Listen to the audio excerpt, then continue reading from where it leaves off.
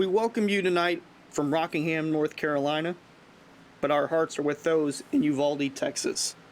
On Tuesday, 19 innocent children and 2 innocent teachers lost their lives in the most unimaginable way possible. This can't continue to happen. Change is needed, and we must do something about it now. Our thoughts and prayers are with the victims and their families as we continue to grieve with them.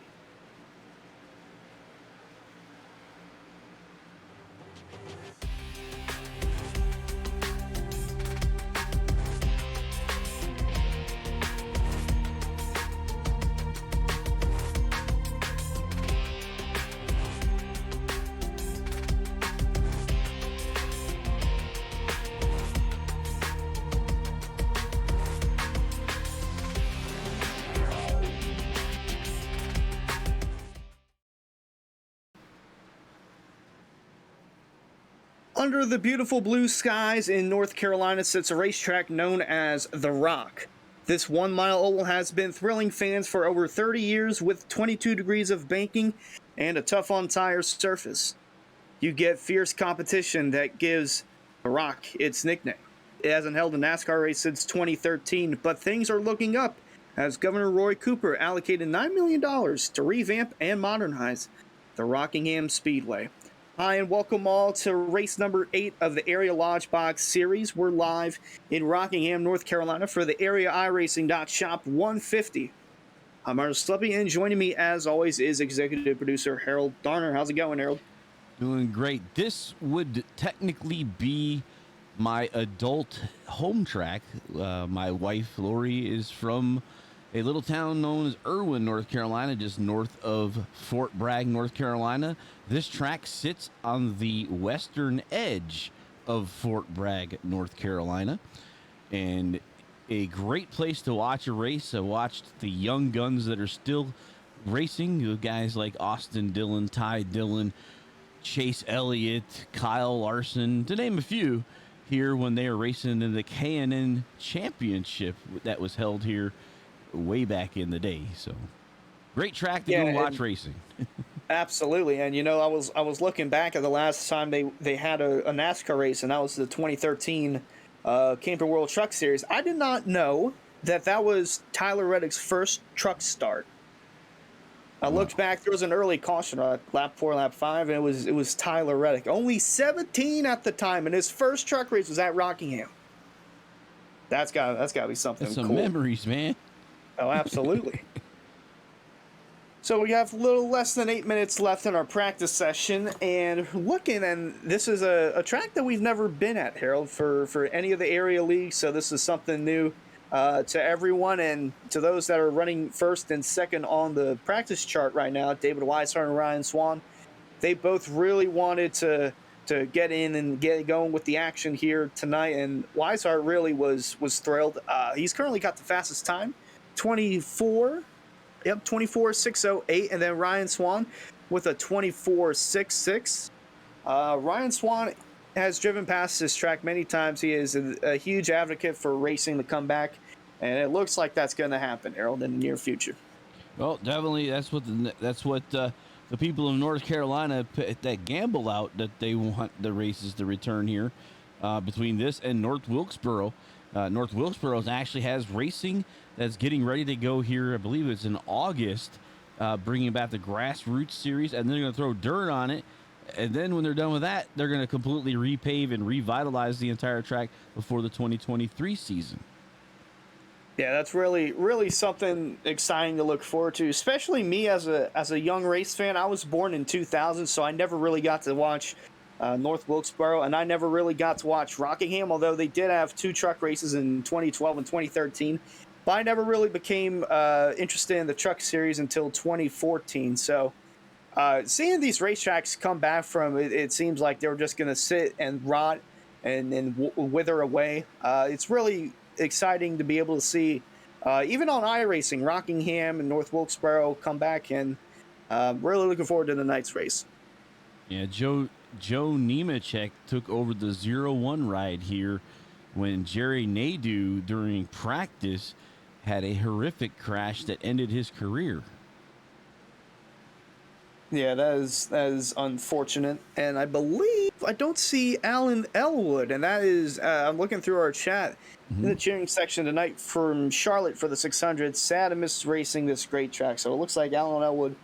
Oh, yep, I am looking at this now. He's in town at Charlotte for the Coke 600, and Tell we you, do wish a him a safe Jake, trip there. do what Jake did and tell him bring your wheel and a laptop, man. Like, come on. Well, would have been fun to see Alan Elwood go at it on this track. He's got 2 wins this season in the Lodgebox Series. One of them coming at Auto Club, and then the other one coming the last time we ran a race in the Lodgebox Series at Darlington. So this is going to be an interesting track. This track is a little over 1 mile long, but it's got such interesting characteristics about this track, Harold. Oh, definitely. This, like I said, this track's that old surface that'll spit out tires, shred them to. So if you're fast in the short run, it's we talked about strategy. I think we talked to Jake Nichols about that. It's like short run speed, middle run speed, long run speed. Which do you do? Do you hold back and wait on your tires and then cautious come out and ruin your entire strategy? Or do you go with the fast lap speed, burn up your tires, and then somebody from way behind you ends up eating you up in the second half of a stint because you burned up your equipment in the beginning of the stint? Yeah, that'll be interesting to look at because once again, this is a track that we haven't really gone to. Now we know that it's tough on tires, sort of like Atlanta and Auto Club with the racing surface, but to actually see it in full swing, we really haven't gotten a good look at that. And looking back at the truck race from 2013, I didn't realize how much of a interesting racetrack this is because you can run low, you can run middle, you can run high. So, do you feel like there will be one lane, Harold, that will dominate the race, or will this be a revolving door? So drivers can run the bottom in the beginning, then they'll run high in the middle, then they'll run the middle towards the end of the race.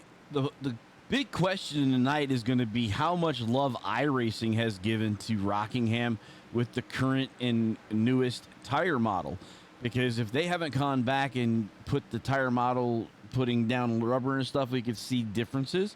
That's kind of why you don't see a lot of leagues using Rockingham, because it's kind of a track that they've kind of let kind of sit and not really done anything with. Where all the new tracks that NASCAR goes to every year, they try to increase and change the tire model, the fall off, and how the dynamics change the track. But the old way, when Rockingham was in its heyday here in iRacing, you saw multi-groove racing, multi-cornering angles, and guys doing passing on both the inside and the outside, depending on how their car felt to them. So it would be interesting to see how that works. Right now, I'm looking down on the field, and I see guys taking the wall ride. I've seen guys taking the midline, as well as hugging the yellow line all the way around the corners. Yeah, and one thing that we both noticed during the pre-race before we went live, the backstretch wall. It as soon as you hit that, you're nearly going to go upside down. And drivers spinning out towards the inside wall, they just careens their car back onto the racetrack. So if there's going to be a wreck, a massive wreck, it's going to happen on the backstretch because drivers are just going in almost like they're going in full speed into that wall, and then it just flings the car back out and onto the racing surface. Yeah, this is a track, they call that the wall glue, and you kind of really got to pull the angle of the steering wheel to get it off the wall.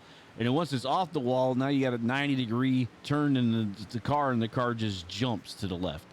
So we got to take a look at something important with our Lodgebox series. That's our current team points standings. Indeed it is. And Elwood Design Esports, they're missing their top driver, Alan Elwood, tonight, but looking for the rest of the drivers to bounce back and pick up the slack, if you will. Davey Hendricks, Shane Theory, and Richard Thomas, they always have fast cars, so shouldn't be a surprise to see them inside the top 10 tonight. They have a 614-point amount for the championship standings for the team, and then Bell Weisshart Esports, 542. Elite Entertainment 471 and Transcendent 396. And then we'll take a look at the drivers' standings, and all those in the top 5 are locked in with a win. Shane Therian, Alan Elwood, Cameron Hearn, Ed Robertson, and Davey Hendricks all locked in. Richard Thomas is the highest driver in points without a win with a 48-point cushion. And Colin Fambro, Garrett Grant, James Scioli, Bryce Senesac, Travis Beckner, and we have a tie for that 12th and final playoff spot. And that's currently held by Rick Christensen over Forrest Smith, so tight points battle between those two. And Travis Beckner as well, only 4 points to the good. Then you got Adam Morris Sr., Danny Ware, and Kyle Knapp, 14th, 15th, and 16th. If you had to look at this list of drivers currently in the playoff standings, Harold, which one do you think tonight will go out and just shock you? You know, out of the drivers here, I'm looking for a driver that's been around for a while. This might be a place for Joe Hazard to jump up because he's been around for a while.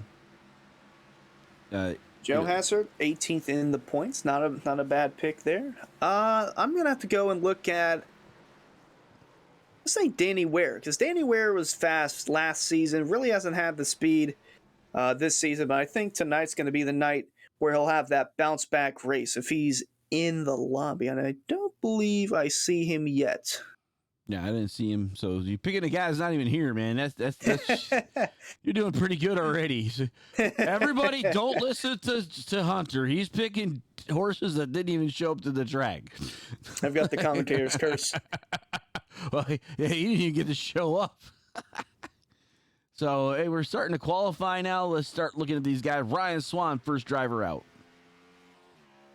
Indeed, and if you wanted to choose Ryan Swann to win tonight's race in the contest, down in the chat, you would have to select him as field.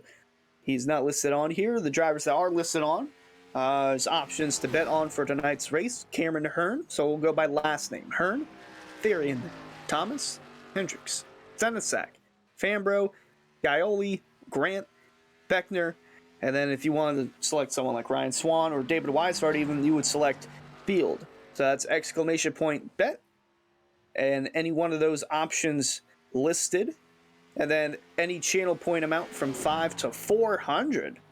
Wow, 400 today.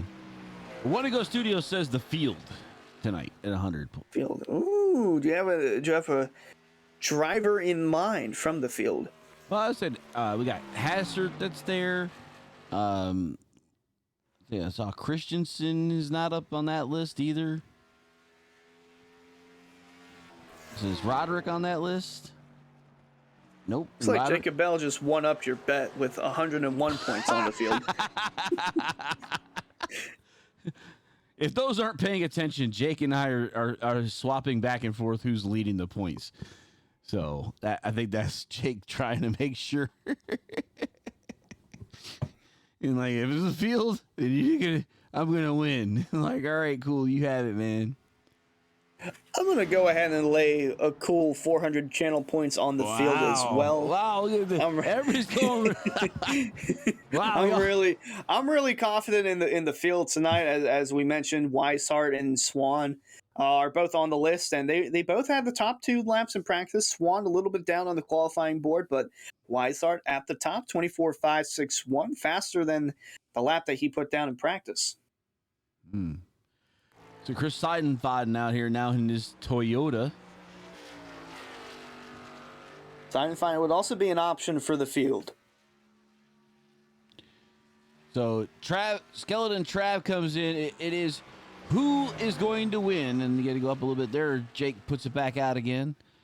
Between Hearn, Therian, Thomas, Hendricks, Senesac, Fambro, Scioli, Grant, Beckner, or the field. And all you would type in is exclamation point bet, and then any of those options that Harold just listed, and the amount of channel points that you have. Anywhere from 5 to 400. Well, yeah, that too. Yeah, but if I put, how come I can't do all in, Jake? I want an all in button.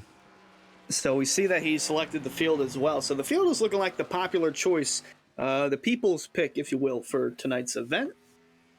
And Colin Fambro just took the top spot, a 24.557, 4 1,000ths quicker than Weisshart's lap. Cameron Hearns in third. Seidenfaden out here now.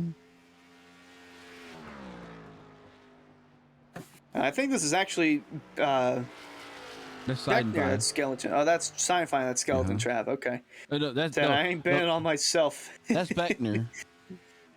Skeleton ah. Trap is Beckner. Okay. And then Jacob Bell just said, I almost bet on Beckner. I have a feeling tonight. He got a pretty fast car. Was top 10 in practice. Looking to see if he put down a lap time. Not yet. He's waiting. In the Waiting for the right time. There he is. CNC logging 28 there. Now he's ready to go. It's a throwback scheme that he's got. Fold. Well, we are going to the Rock. I mean, this is probably out of the Xfinity Series tracks that the throwback would have. So it's Throwback Thursday, man, right? Absolutely, it is. He sports a different CNC logging Chuck Series paint scheme, and it's got trees and whatnot surrounding it. It's blue and black. It's almost reminiscent of, or almost identical to Cameron Hearn's, which you guys can be able to purchase some Travis Beckner merch from AreaIRacing.shop. You can go ahead and select the driver of your choice. You can shop from Travis Beckner, Cameron Hearn, David Weisshart. You can even purchase from the commentators collection in the Louisiana Dive Bomb. You can shop from our selection of t-shirts, sweatshirts, hoodies, stickers, and much more. That's at AreaIRacing.shop. So we watched Travis Beckner complete his qualifying run. Looks like he's going for lap number 2. Typical of the intermediate tracks.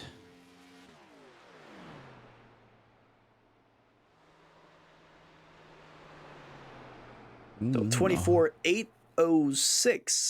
It's as fast. Travis Beckner, 6th quickest. That's the spot he was in practice. So solid speed from the number 28 of Travis Beckner. Now here's a guy looking for some speed, but he's going to look for the inside wall instead. Adam Capps, 17th quickest, and it looks like that's all that he'll do. Sci-Fine's already done his qualifying laps, but he's still running, getting practice laps in. Absolutely.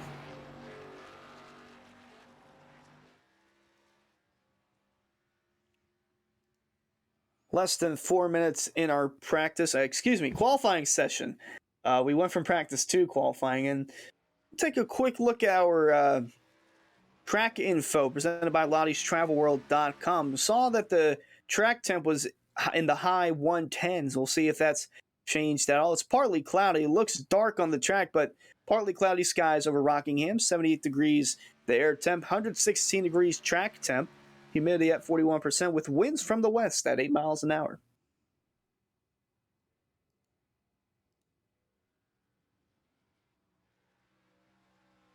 So 18 cars have gone and put down their fastest laps for qualifying. Rick Christensen, Christopher Buds, Andrew Santo, Ed Morris Sr., Jose Ruiz, Dustin Carroll, and newcomer Jeremy Clapper Newell have yet to put down a lap in qualifying. Like the old victory lane in the front of the grandstands, in front of the pit wall. I've always thought that's the best place to put it. Oh, absolutely. Like how they have it at Michigan. Mm-hmm. I was surprised when we were at Dover, they let us go in the victory lane. I don't know if you saw our little thing we did it with the Xfinity A game behind us. We did a whole little segment there with me and Ken. So, but yeah, they let people sit in there and stuff. It was actually weird because I've been at Talladega and they were like, no, nobody's allowed to go in Gatorade Victory Lane. Nobody. No, sir. So might differ from track to track, and I still think the only car on the track is Chris Seinfeld. Yeah, it is. And he's doing his practice lap. So kind of looking around, I mean, like I said, this track has a drag strip located behind the front stretch across the highway. That's still in operation. Yeah, the highway is right next to the racetrack too, yeah. So it's not too far off. It's US 1. That's right. It's right here. It would be US 1. Whoa! Right here, and we might see the drag strip because that's the drag strip right behind the box right here.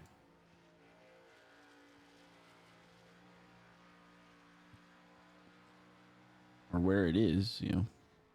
And literally, it's Yeah, it's right around there. It's right across the street. Because when we were here, it's like they had the merchandise groups, like all the things here, and you'd walk across the street, and then the dirt, the track, the quarter-mile drag strip was across the street.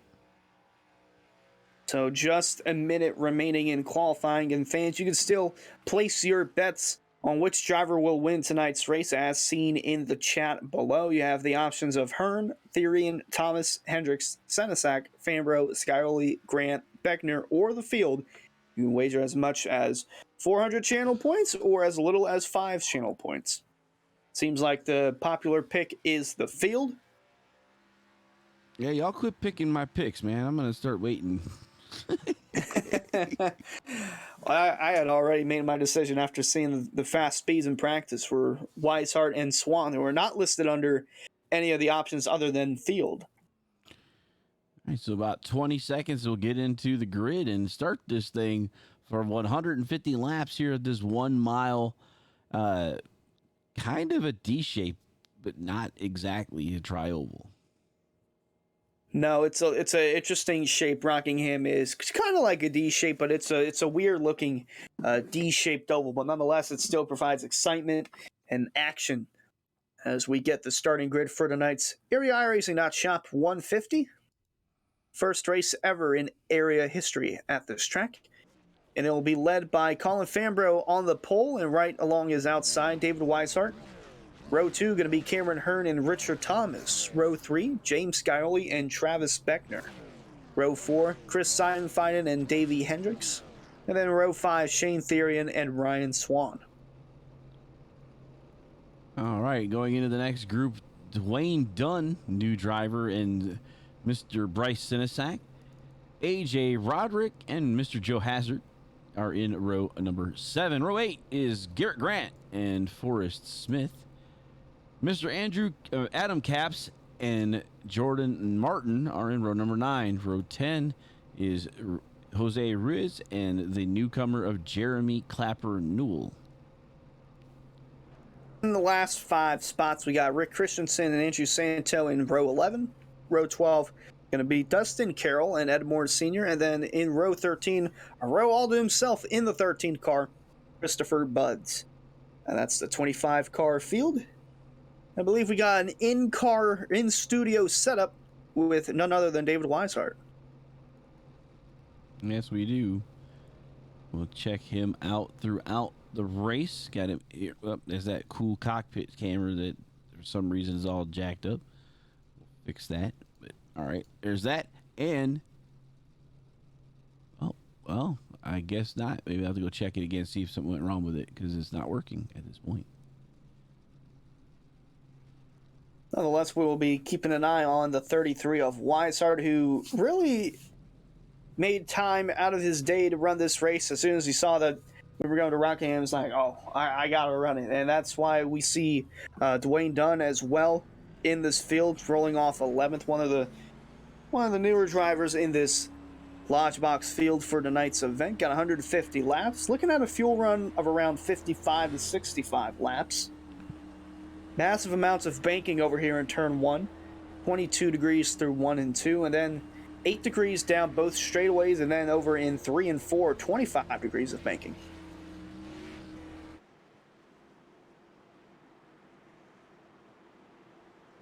Race fans, make sure you get your picks in, because as soon as the green flag flies, the contest will close.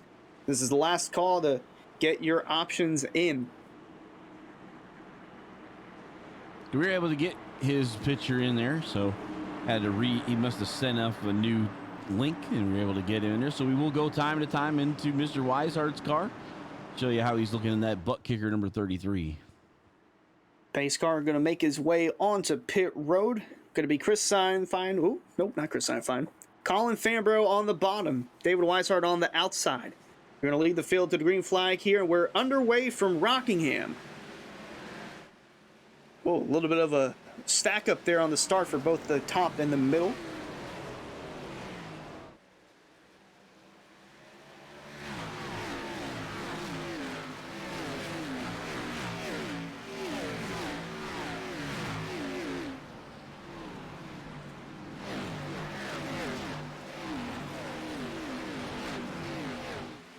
Coming off the corner and leading the first lap will be Colin Fambro. Cameron Hearn moved up to second from that initial start, and now he's got his eyes set on the leader, Fambro.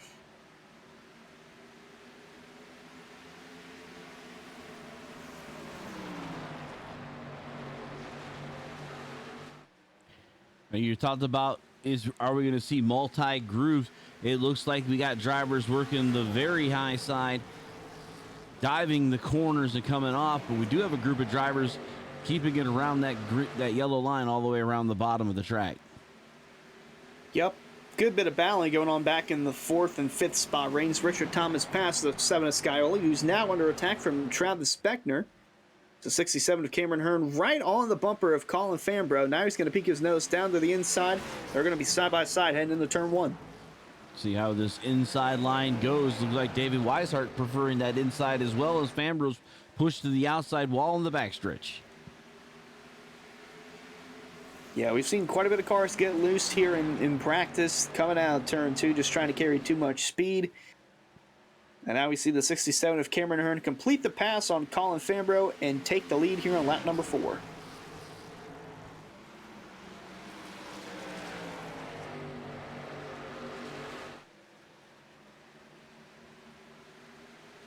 Again, now this is one of those questions that you get to ask the crew chief for the 67. Did you tell your guy to go ahead and make the headway with the early tire set and not worry about the tire wear? Or is this Cameron basically taking it easy at this point? I think if anyone's taking it easy, it's probably Colin Fambro. I mean, Cameron Hearn started to stretch out that lead now to over half a second from the 54 of Fambro, who's got close company right behind him with Weisshart and Thomas tail and tail. Well, we could talk about Cameron Hearn. Last season, he was the winningest driver in the Xfinity Series, so very comfortable in this race car. Yep, the defending Lodgebox champion, and he's got quite a bit of wins to his resume just from season 1, and really hasn't had the luck in the strong runs that he's had from season 1 here in season 2. He's yet to win a race, at least in the Lodgebox series. He did win last week, or the last time we ran the truck series, the Scenes Along Truck Series from Darlington, so he had a win there. Nearly won the night before for the Elite Entertainment Cup Series, and he was involved in multiple wrecks. Still came home P2. Cameron Hearn's really had solid speed, but just doesn't have the luck this year, and I think it might turn for him tonight. The CNC Logging Truck Series, Cameron has 3 wins. He was looking to go 3 in a row last night, or Tuesday night. It was not able to get it done. Was involved in an early caution. Yeah, he's starting to stretch out his lead now, 1.2 seconds over Colin Fambro, but towards the back and third, they are still bumper to bumper. Weisshart, Thomas, Travis Beckner has made his way inside the top 5, and he's looking to get around the 1 of Thomas. Scioli and Hendricks also just off the screen with this group as well. Then you get, I think, the top 10 are gapping Forrest Smith, who's the 11th position, by a second and a half almost. And then you have a group, he's like got a whole other group with him. Yeah, 2 seconds currently separating second place and 10th place on the track, and then 1.3 seconds separating second place Colin Fambro from first place Cameron Hearn, as these guys are still running nose and tail. They're almost like getting in a rhythm and waiting for the car in front of them to make a mistake. When you're talking about sun's out, partly cloudy, hot track temperature, so they're gonna have to figure out how these tires work. It's one thing to set up practice when you're normally by yourself or not around a big pack of cars.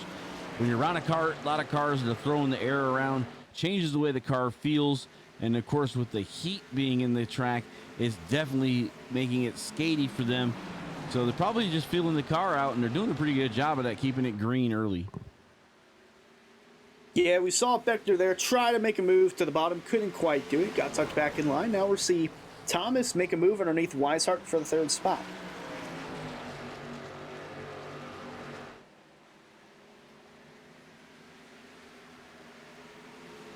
They're tight coming out of 2 and now down into 3 as we look a little further towards the back.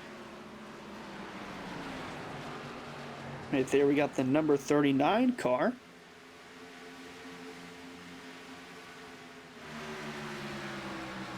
Pretty neat looking car right there. It's actually Dwayne Dunn. And it says this racetrack, some drivers will move plans aside and run at such a historic track like Rockingham, and currently selling in the 13th spot. Almost looks like the 39 that we see on Saturdays for the Xfinity Series. Ryan C. It's similar looking paint scheme there. As we look a little further towards the back, we got Mr. Aaron Santo. That is Andrew Santo in the number 6. I almost thought it was Garrett Grant. Look at paint scheme there. Yeah. He's in the Aaron's number 6 car, and then we're looking at Scioli in our Rick's Hot Sauce Heat car. Yeah, the South Beach Heat. Spicy hot sauce, by the way. Very, very spicy. If you like spicy stuff, check out Rick's Hot Sauce. I'm not even a hot sauce guy. Isn't it Scioli? Code Scioli? I don't know if there's a code, but I'm not even a hot sauce guy. But there it is.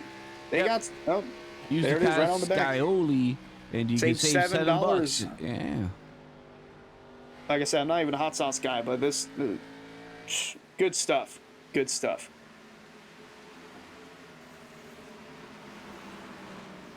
They're doing a pretty good job. Now, we've talked about this before. Out of the 3 series that are currently being run in Area iRacing, the Xfinity Series has always shown us the least amount of cautions week in and week out. So we're going to continue to see that most likely here.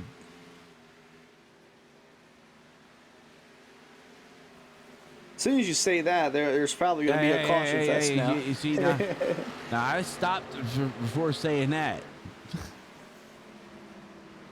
So Rowdy's asking, what is the hottest sauce that they got? Because he needs that one.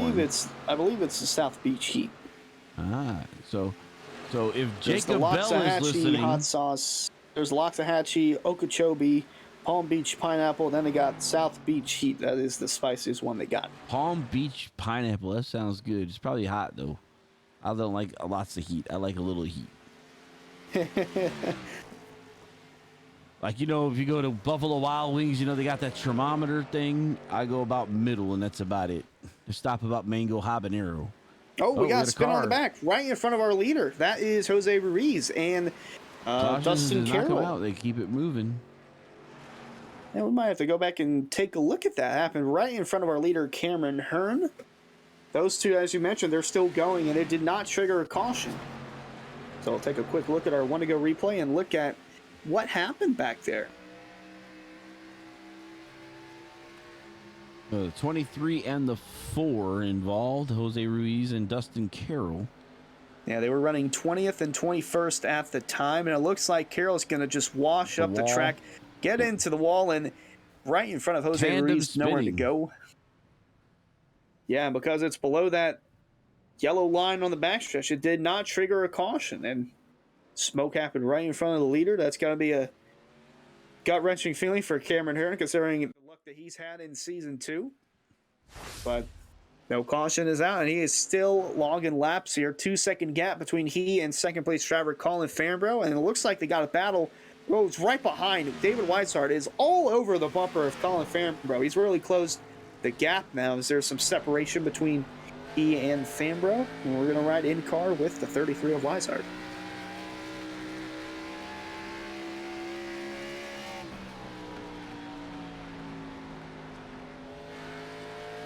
Heavy concentration from the butt kicker 33 ride. So we see he's got a different approach than Fambrough in 3 and 4. Running the bottom is Fambrough. And running that middle-ish groove is the 33 of Weisshart, and helps him propel a stronger exit through turn 4. Yeah, just look at the concentration that goes into this. He's really holding that bottom line. You see Fambrough slide up about a half a car length off the bottom groove.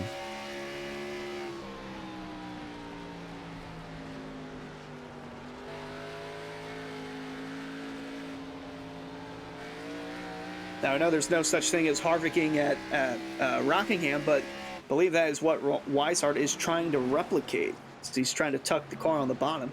Now we'll go back to the outside in 3 and 4.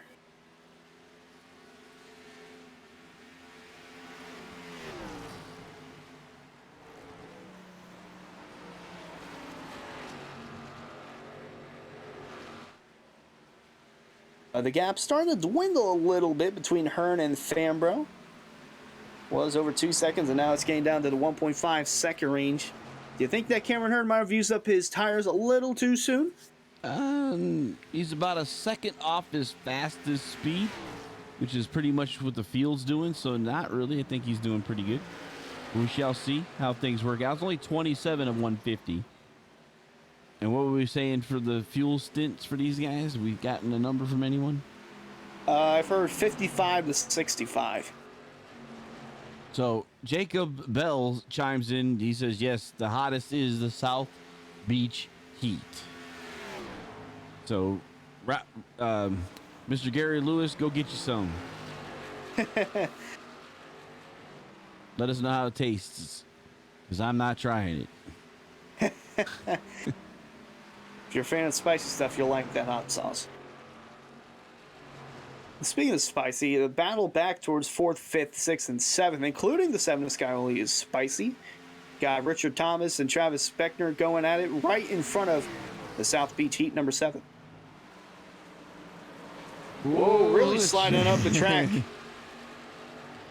Using that yellow line or under the apron, the number 7 Skyoli got that car to rotate.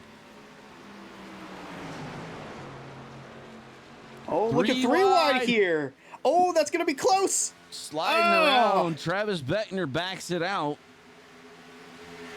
Thomas and Skyoli go ahead as unscathed, and now... Oh, and right behind Davey Hendricks getting in a little too hot. Nearly getting into the 28 of Beckner.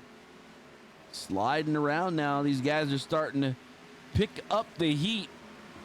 Oh, yeah, and another driver that's picking up the heat. I'd say both of them, Fambro and Weisshart. The gap is now down to less than a second between Fambro and Cameron Hearn, and these two are really just locked in. So they're starting to roll off lap times 2/10 and 3/10 quicker than our race leader, Cameron Hearn. So shouldn't be too long before we see these two go into battle.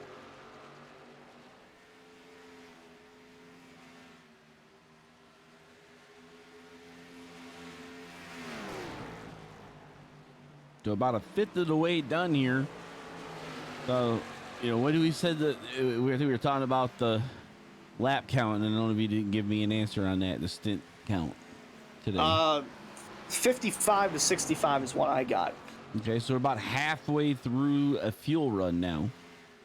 Yep, and that would be perfect to split into thirds because we've only got 3 tire sets, so you could pit at lap 50, then 100, and then still have a set of tires left in case there was a late race caution. Yep. Isn't that right, Crew Chief Harold? That would be my gamble on this, but I'm sure some of these guys, if they can make it to 75, there will be guys doing so. You know, this track in NASCAR 2003 was my first victory doing a something very similar to that, like running the car a little bit slower than the rest of the field to get an extra 2 laps out of the car. Was able to pit 1 time less, able to bring home a victory. Yep, and now the top 3 are all within half a second of each other. Last time by was a 26.3 for Cameron Hearn and 26.1s for both Fambro and Weisshart. And now we got the 54. Fambro on the bumper, going to peek his nose down low and look for the bottom, heading into turn 1. Ooh, going to be close to making contact. Wow. And they got a lap car right in front of them, too. Nice battle for the top 3 here. Looking for the king of the hill. Yep, and the lap car in front of them is Clapper Newell right in front of this battle that's going on, and looks like Hearn will lead another lap for the moment. Here comes Weisshart on the outside trying to get around the 54 of Fambro. As I was saying before we started going green, they can go high or they can go low depending on how the way their car feels in the corners.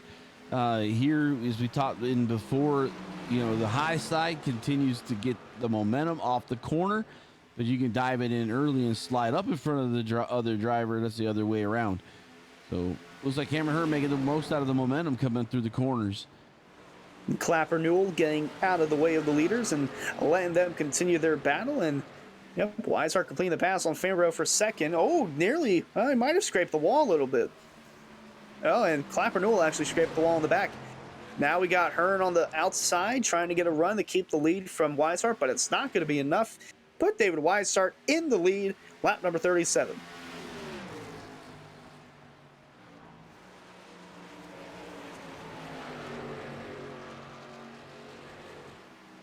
Boy, just sort of felt odd to see Cameron Hearn get a big lead like that, all the way up near the 2.5 second mark. It just felt like was using his tires a little too soon.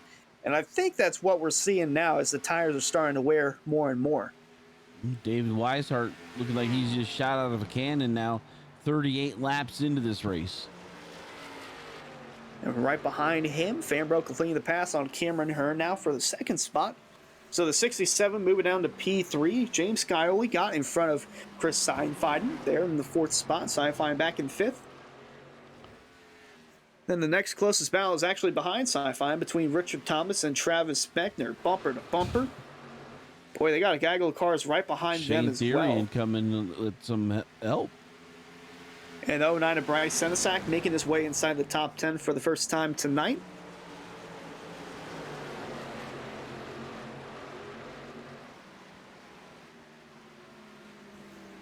Boy, really close there between the teammates of Therian and Hendricks.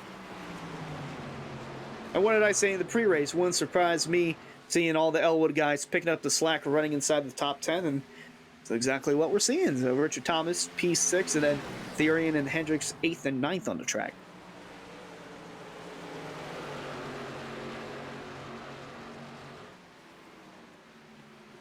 Boy, big old gaggle of cars right here as Beckner looked down low, going to tuck back in line. Might peek his nose down below that number 1. Try to get on the quarter panel. Coming out of turn 4. Bryce Senesac anxious to get by Davey Hendricks. Ooh, a little close there between Beckner and Thomas. Boy, you can really start to see these cars get looser and looser as the tire wear rolls on.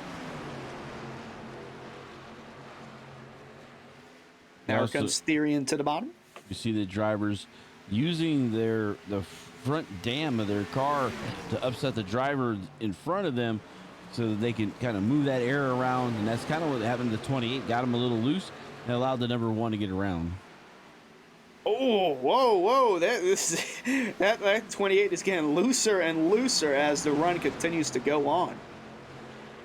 Like we see where the 09 is right there on that corner, makes it really difficult for the 28 to have any of the downforce on the back of the spoilers, like stealing the air right off of it as Senesac gets around the 28 in the wall. Beckner into the wall and was just about to say the 67 of Cameron Hearn has made a pit stop on lap 44. So it seems like the tire wear too much for the 67 to handle. He's going to come in and put on a fresh set of Goodyear Eagles. I think we'll see Beckner here making a pit stop in a couple of minutes with the way his car is. It's just getting looser and looser.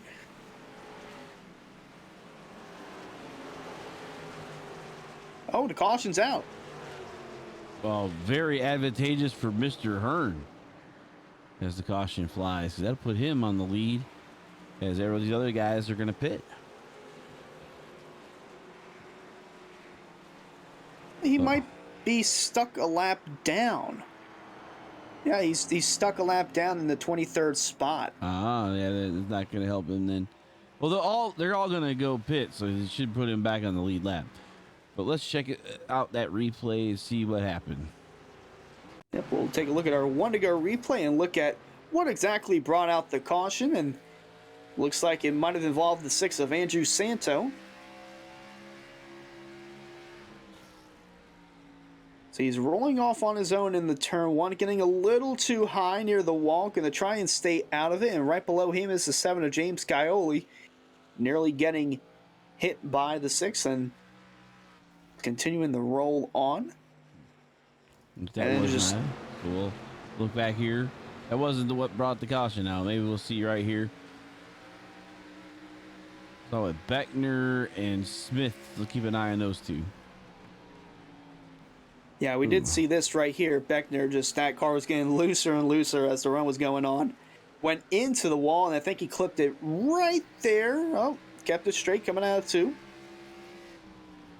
So we're looking for him and possibly Forrest Smith involved in this caution, but Santo did make contact with the outside wall. Right behind Beckner there, Jose Ruiz on the bumper.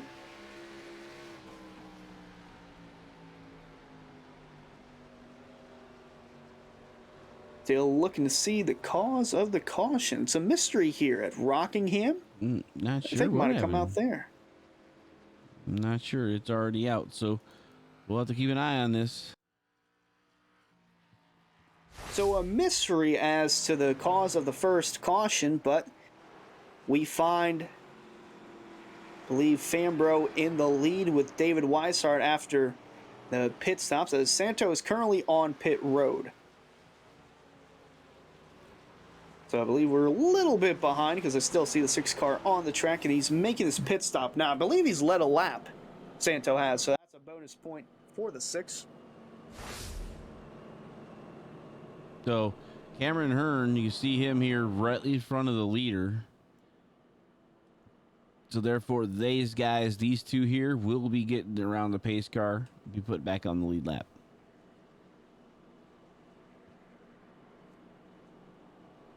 Oh, it looks like the yellow was for the number 84. 84, so it was for Smith, but we're not really sure how it came to be. See if I can grab it again. We'll try it. Grab a 1 to go replay once again and try to identify the cause of the caution. We know the car, the 84 for Smith, but we're not sure as to why. Being See a little reported bobble from there in turn 1. Yeah, being told a self spin by race control. So looks like this next corner may be it.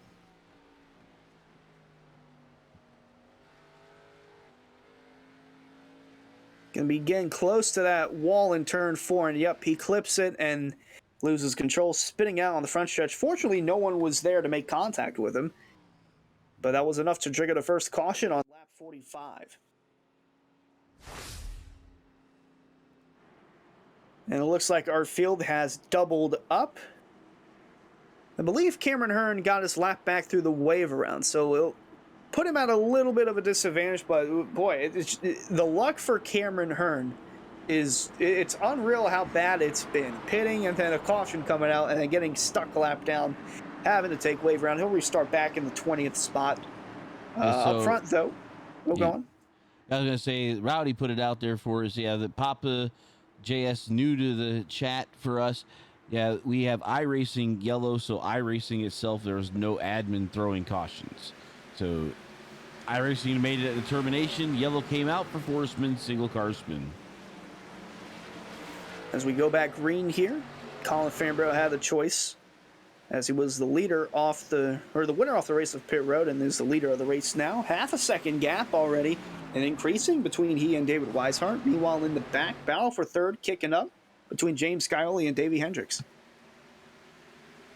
Now Cameron Hearn all the way in the back, currently in the 20th spot. Yeah, he's going to have some ground to make up through this next 100 laps.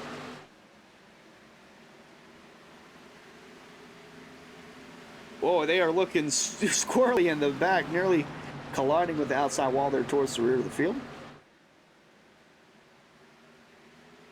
Coverage of tonight's area iRacing.shop 150 is brought to you by Elite Entertainment. We would like to thank Elite Entertainment for their support of the Elite Entertainment Cup Series this season, and from all of us here at Area. Be sure to check out Elite Entertainment on Facebook and book them to DJ your next event. That was Dwayne Dunn getting near the outside wall in turn 2. And there's the man behind Elite Entertainment, Adam Capps in the 55. Solid showing in the 14th spot so far. And not too far behind the 39 of Dwayne Dunn. You see Cameron Hearn. He's up 2 spots since the restart. Oh, we got contact!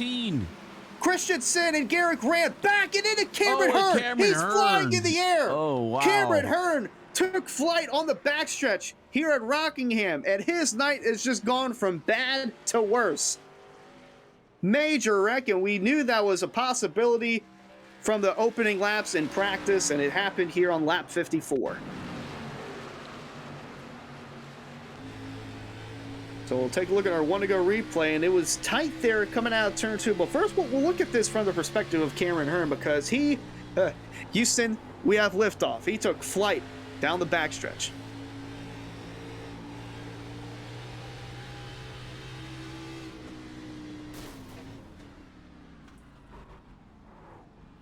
Wow. Boy, that is just unfortunate to see for Cameron Hearn. But let's go back up and see the contact made between Rick Christensen and Garrett Grant coming out of turn 2. And as we mentioned, we saw this in practice. Drivers would get loose and come out of turn 2, and I think we might have seen a little bit of that. Garrett Grant got a little too high. He was going to clip the wall here as he was getting loose. And then comes down on the 19.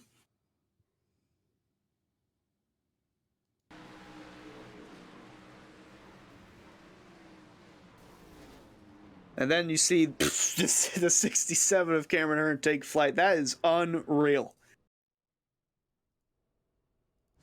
One of the weird characteristics of this racetrack, not only the outside wall in the backstretch, but the inside wall. And that might be the end of the night for Cameron Hearn.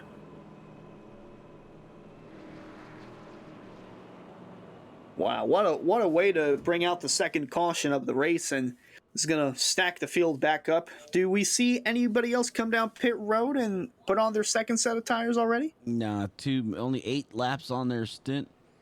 They're going to be staying out. They're going to try to get, like you said, that 100, I believe.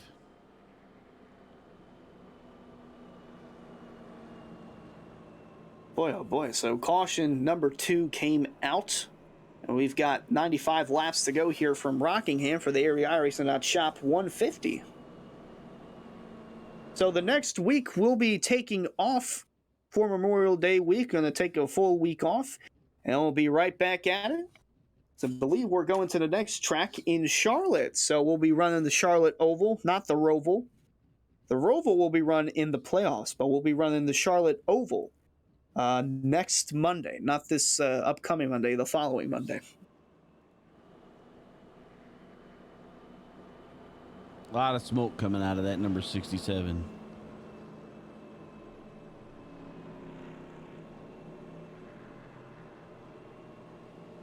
Had the Chad Knaus pack on the NASCAR 2003. And when you had that kind of damage, you'd hear Chad Knaus go, "All right, how about the car, buddy? We're done."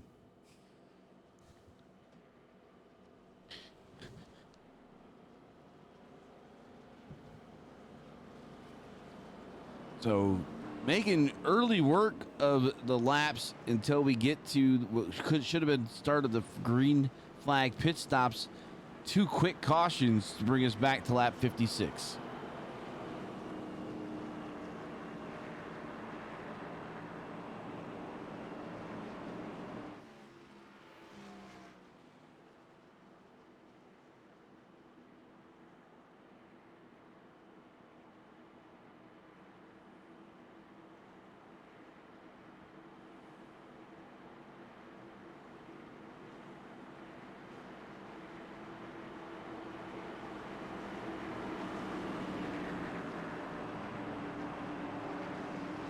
Alrighty, so we're back here for the restart number 2. We're going to go back green once more from Rockingham. Colin Fambrough, the leader, going to choose the bottom.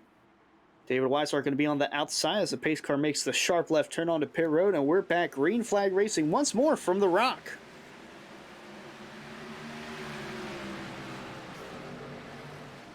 You know, it would be a great thing when they bring the Rock back, is they need Sean Connery to be the official Grand Marshal. Man, I wish. Boy, bang in the back. James Scioli moving up to second. Weisshart under attack now from Davey Hendricks for the 3rd spot from the outside. Things are starting to heat up all over the racetrack, except for the leader, who got off to a heck of a start. Yeah, one thing I'm really starting to notice, if you're restarting as the leader, you're going to have the jump from the get-go. So if we get a green-white checker in the late stages of this race, the leader might be set, depending on the circumstances. Oh, here comes a massive run from the 54 of Davey Hendricks. Now looking to the bottom, side by side for a second as they go into turn one. Well, complete the pass right there. You see those different entries into the corner. David Weisshart attack under the 7. Yep, the 33 trying to move up to the 3 spot. As the smoke you see is still from the Cameron Hearn machine sitting on pit road. Cameron Hearn figured he would turn into a smoker. You know, they needed some smoked pork or something. You know, maybe some ribs. He's got a barbecue going on down there. Nothing wrong with that. Weisshart going to move up to 3rd. Richard Thomas up to 4th. James Scaroli going to fall back to P6. Wow. Now look who's just made his way inside the top 5 for the first time tonight. The number 8 of Ryan Swann. Mentioned in the pre-race how much he loves this racetrack. So a little extra special for the number 8 tonight.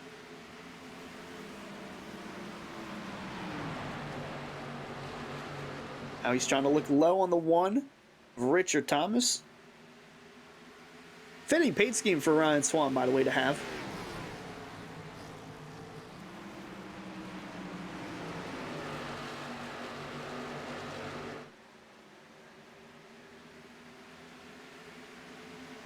Field still singling their way out, and now Davey Hendricks P2, half a second back from race leader Colin Fambro.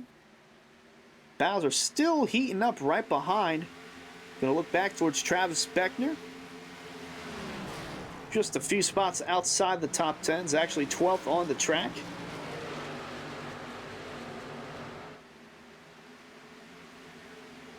Boy, slicing and dicing right in front of those two. Adam Capps and Shane Therian. There's that car. That's that number 11 you mentioned, Harold. Joe Hassard, P11 on the track. So I'm looking for those guys that have had more simulation experience because of how old this track is. Like you said, some of the young guys never even been here before. Probably don't even remember when it was used last. I think one of those being Travis Beckner. Oh, yeah. You know what? I don't even think he was alive when Cup ran their last race here. Yeah, that is correct. Wow. Man, that makes me feel old. So we see towards the back, second place heating up. David Weisshart back like he never left. P2 taking it from Davey Hendricks. And Ryan Swann trying to complete the pass on Richard Thomas for 4th. And it looks like he'll clear him by the time he gets to turn 1. Oh, a little loose there, the 8 is. You saw him scrape the tires a little bit. See a little bit of that tire smoke. And now we see the 1 of Thomas loose on the bottom. Going to tuck back in line. Whoa, Ryan Swann there. Whoa. Getting really low there on the entrance of turn 3. A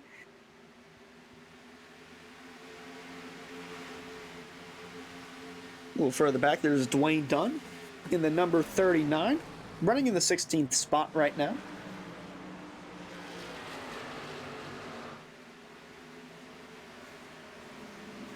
We move back up here. Shane Therian, Adam Capps, and Travis Beckner, 9th, 10th, and 11th on the racetrack. Strong run for Adam Capps in that 55 for Elite Entertainment.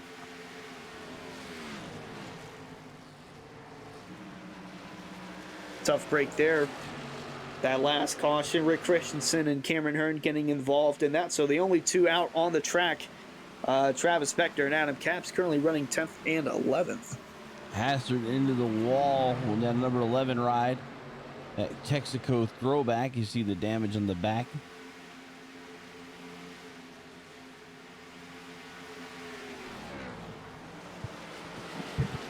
And there we see the 38 of Shane Therian. As we mentioned, no Alan Elwood tonight. He is currently in Charlotte, ready to attend the Coke 600 on Sunday. Wishing all the best for him and safe travels back.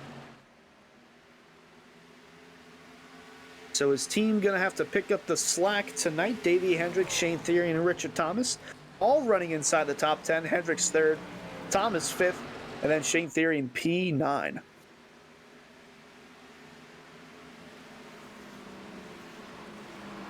Things have calmed down for the first 2 or 3 spots, but still looking at this battle for fourth between Ryan Swann and Richard Thomas. Boy, Swann is getting a little too close to that wall there as he came out of turn 4.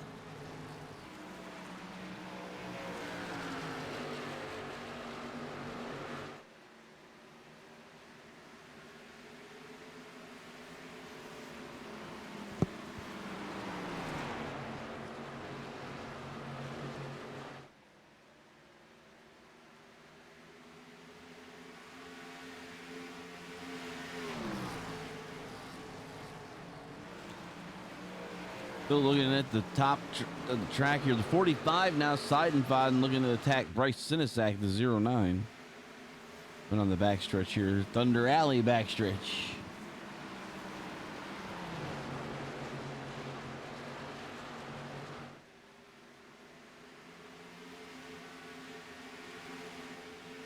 Looking at continuing here. Colin Fambro, David Weisshart, Davey Hendricks, Ryan Swann, Richard Thomas, the top 5.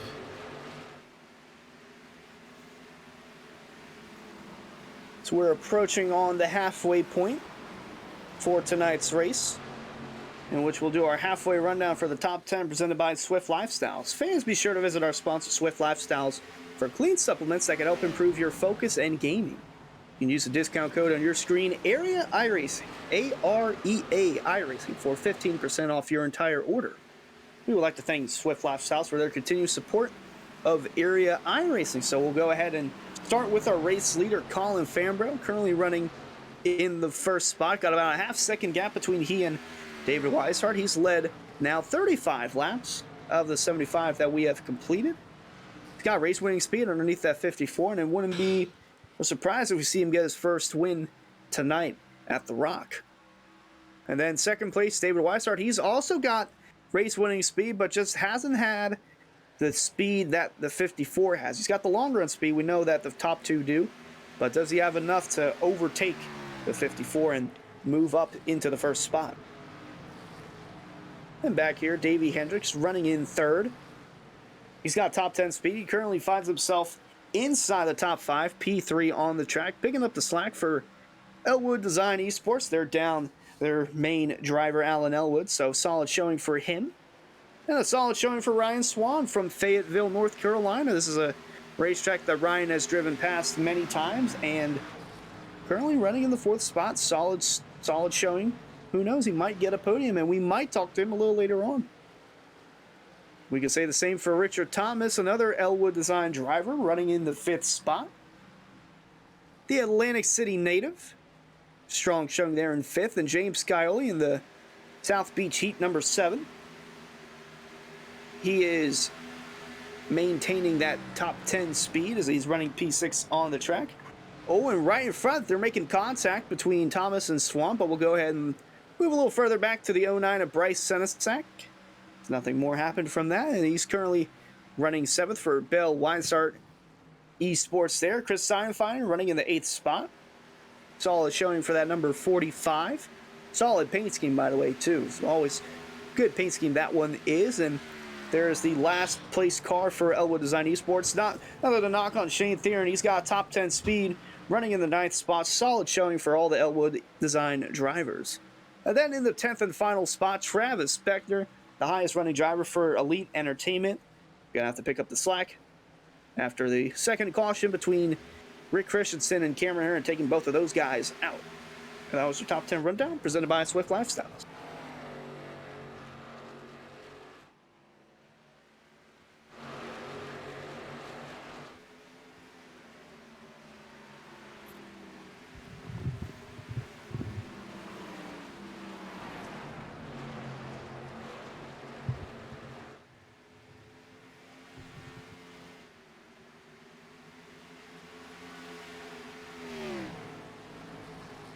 Now we get to see what the back half actually presents us here as we're watching these guys tick away at the laps 82 being worked down to the 150.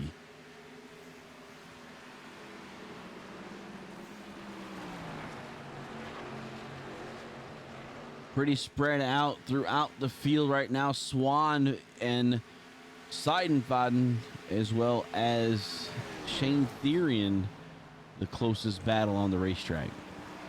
Yeah, Ryan Swann actually has fallen from fourth and trying to hold on to eighth for the moment.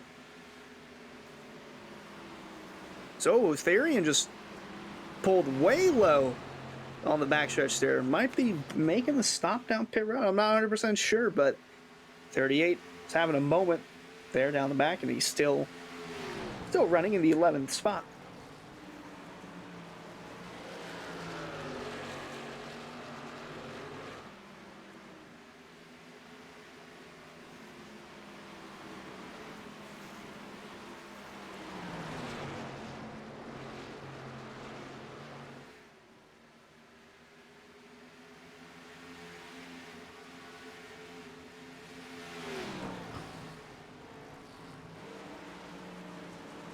There is the nearest battle on the track. Ryan Swann running in 8th and Travis Beckner running in the 9th spot.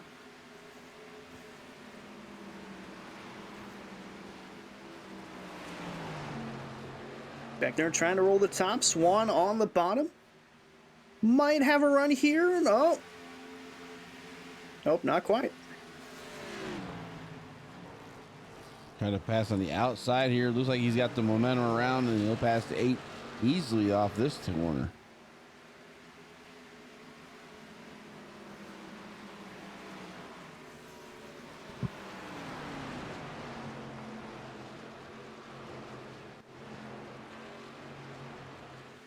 Joe Hazard and Adam Capps battling for position on the racetrack. Currently running in the 12th and 13th spot.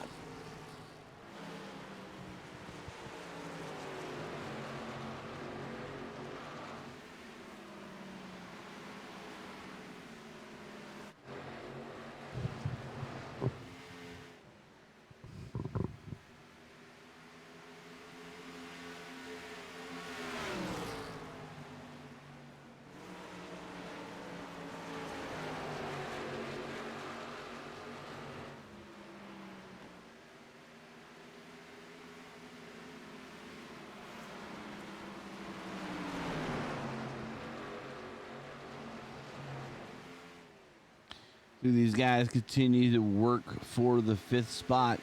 Bryce Sinisak now taking it from Hendricks.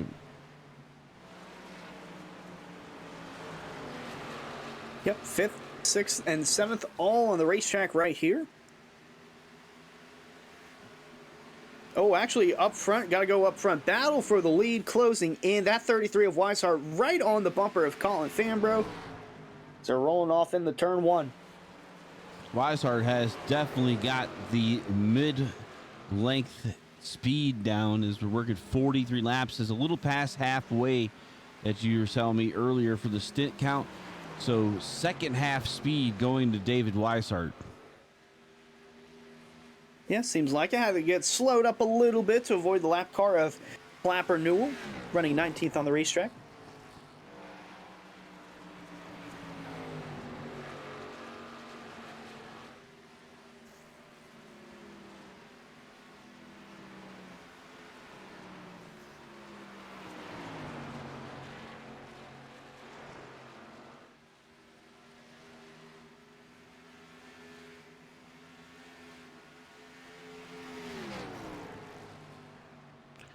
All right. So Fambro continues to lead this with Mr. Weisshart coming. And see the cars starting to slow. 26.1s for the current speeds. About a whole second, 1.2 to 1.3 seconds off of their fastest times. So the fall off about a second and a half here in the second half of this fuel stint. 46 laps on the leaders.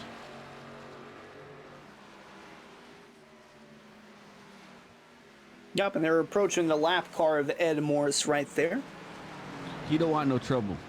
No, he's going to try and get out of the way as soon as possible. And there he goes, going to tuck it down on the apron. But that helped the 33 of Weisshart a ton. Here he comes on the outside with the run going for the lead. Well, I was saying it slowed up the 54 just a bit, but I didn't realize it slowed him Crossover. up that much. No? Wow. Yeah, Nope, no, there he goes. I figured. I thought he would have done it earlier. It doesn't feel like he waited too long. Fambro going to have the run on the outside to keep him in front of the 33 for the moment. This is one of those tracks that you change how you want to run each corner. They want to go low in 1 and 2 and high in 3 and 4. That's what I'm seeing is starting to be something I'm starting to see a trend of the drivers are doing. So at that time, David Weisshart off 3 and 4, about a car and a half length up off of the yellow line. And then they both down and hug the line there. Double apex the corner.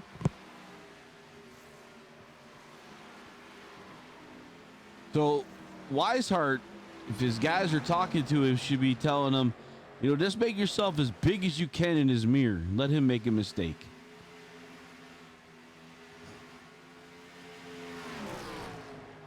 Yeah, still a tight battle here as we're 55 laps away from seeing the checkered flag fly, and tonight's running in the area iRacing.shop 150. Gonna look at the 45 here, Chris Seinfeld. The one of Richard Thomas running in the 4th and 5th spot.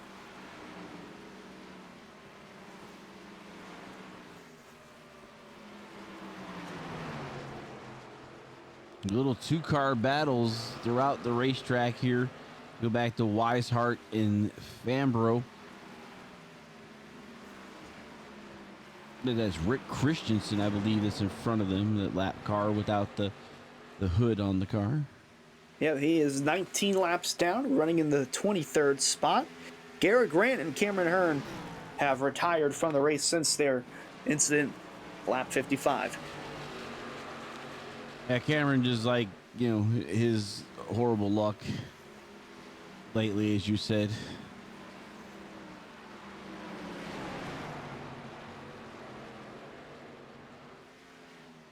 There's eight of Ryan Swann. Yeah, he's coming pitted. out of pit. Yeah, out of pit lane. So he's going to fight for that position back there to get his lap back, as he'll take it the hard way around the 54.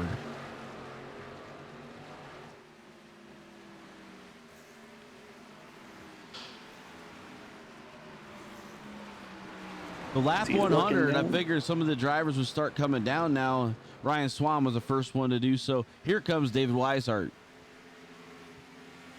I was saying, as soon as you say that, the 33 comes down. The 54 of Fambro staying out.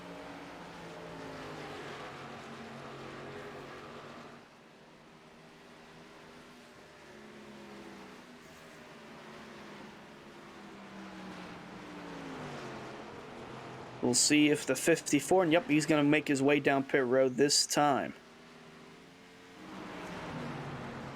So this will hand over the lead to Chris Seinfeld as we see Scioli and Caps are down pit road as well.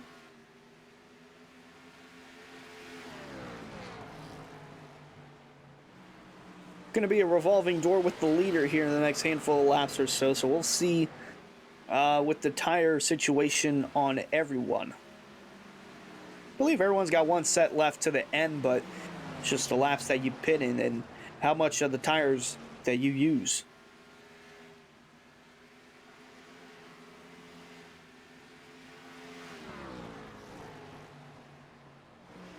Andrew Santo looks like he is disconnected.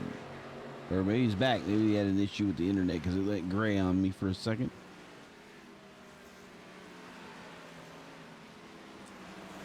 You know, and Weisshart didn't know if he was going to be able to run the race tonight or not because he had some power outage issues, and fortunately they came back on literally right after he said, "Oh, it might take until 9 o'clock tonight." Great, and then 5 minutes later said, "Never mind, they lied. It's back on."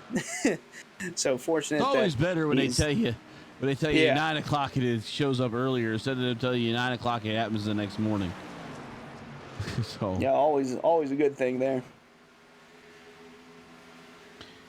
So Seidenfaden, Thomas, Bettner, Ruiz, and Hazard, as well as Dunn and Martin electing to stay out. 57 laps now, 58. So trying to stretch Excuse it out me. a little bit. If they're waiting he's for right Yellow Hanky to happen. He is right in that window. And Joe Hassard has made his way down pit road now.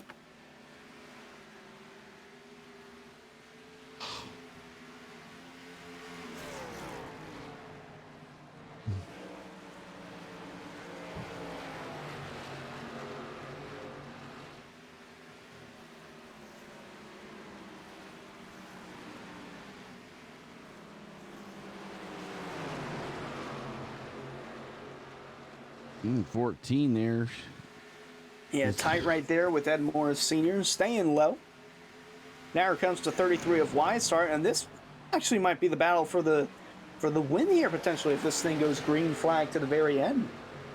Weisshart and Fambro right nose and tail with each other even after both of their pit stops, but the 33 finds himself in front of the 54.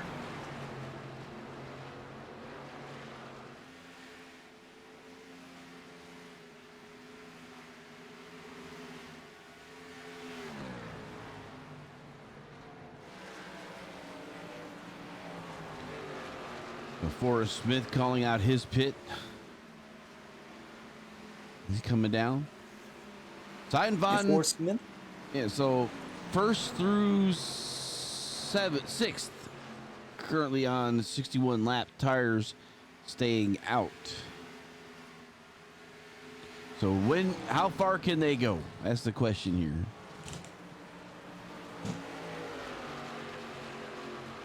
If they were trying to stretch it past lap 100, they've done that. Oh, yeah. I'm If not some of sure how these much guys longer think they they can go all the way, I don't think that's possible. we were way off. Somebody lied to us. They can go 100 laps almost, right? Yeah, there'll be 100 laps, I think, that Seidenfaden would have to have gone.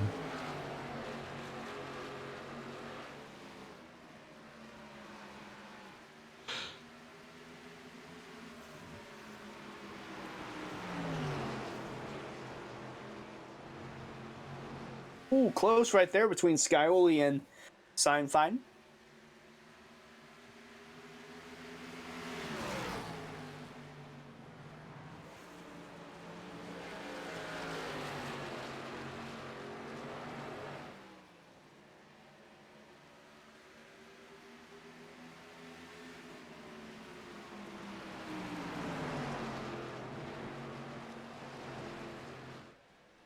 I continue to look around and see who. This is the only battle I see on the racetrack. Shane Theory is a hazard. That's another one, though, be heating up a little bit. But the top 6 drivers continue to show that they're going to keep pushing it. But how long are they going to be able to do it? David Weisshart now putting himself into the top 6. Yep, he is continuing to work his way through the field with Colin Fambro over a second. Well, not even over a second. They're 3 car lengths back. I don't know why the 5 looked like a 6. But, oh, close right there with the cars, the number 21 and the 39. Clapper Newell and Dwayne Dunn. And they've got more lap cars. Whoa! Rick Christensen right there. Yeah, 4 cars have been out now 66 laps.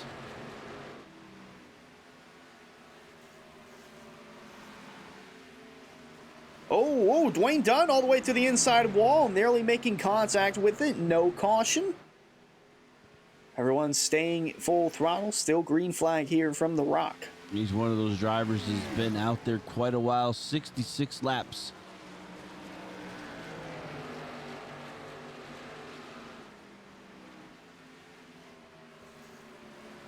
The Weisshart and Fambro are now driven inside the top 5. Seidenfaden, Thomas, and Ruiz still to pit, along with Jordan Martin, Dwayne Dunn. I believe Scioli has made his way down pit road, so has Ryan Swann. Travis Beckner, I believe he's also just coming out pit road. So a mixed bag here with drivers continuing to stay out and drivers that have pitted trying to work their way back to the front. And Richard Thomas actually is in pit road right now. So the top 2, now it's working 70 laps.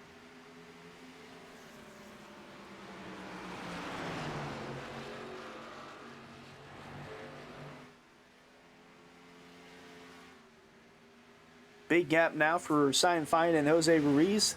Currently 6 seconds back, but I believe Jose Ruiz might be down pit road. Nope. I think he stayed out. He's 6 seconds behind Seidenfaden here. And you see here coming David Weisshart. It's coming. Weisshart and Fambro, yep. Both still going at it. Ruiz is starting here. Dun-dun. Dun-dun. He's hearing the music get louder and louder as they get closer and closer in his rear view. Oh, close call right there with Ed Morris Sr. trying to get out of the way of Colin Fambro.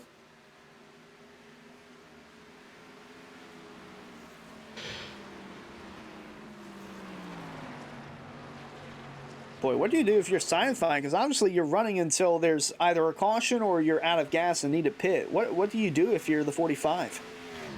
At this point, they're hoping for the yellow hanky to fly because they got nothing. They're not gonna be able to make it on fuel. They've used up all their stuff, you know. But he's doing what he can to stay out in front.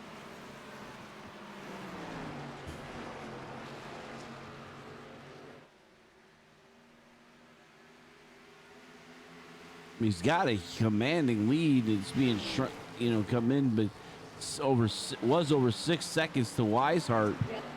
As you start to see Weisshart coming up.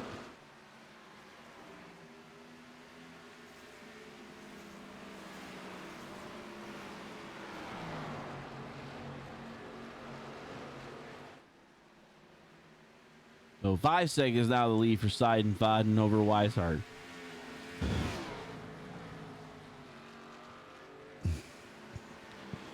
So 30 laps to go. Can they go 104 laps? Hunter, you said it was only 60, and they're showing 74. And that takes us back to our last pit stop, or last caution. Yeah, it seems like we've always got that one driver that can stretch the fuel further than anyone. Tonight, it looks like we got a bunch of drivers that are doing that. The number I got was 55, 65, and Seinfeld's on 75 right now.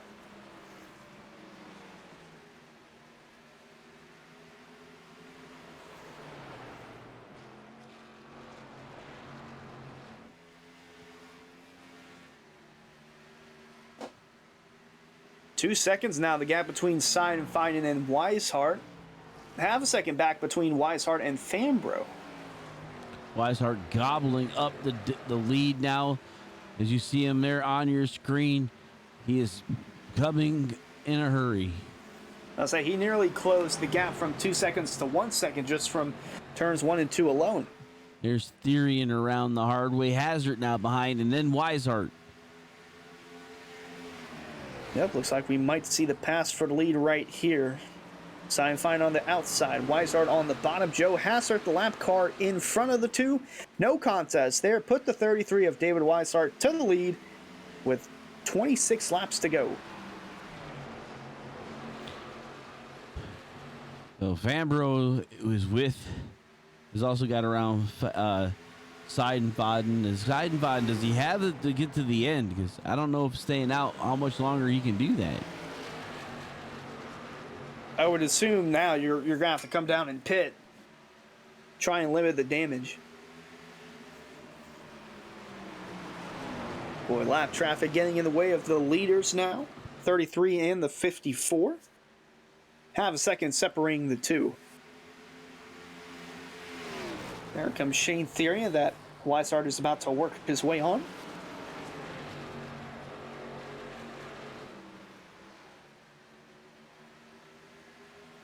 So that's actually Richard Thomas on the one, looking low with the fresher tires.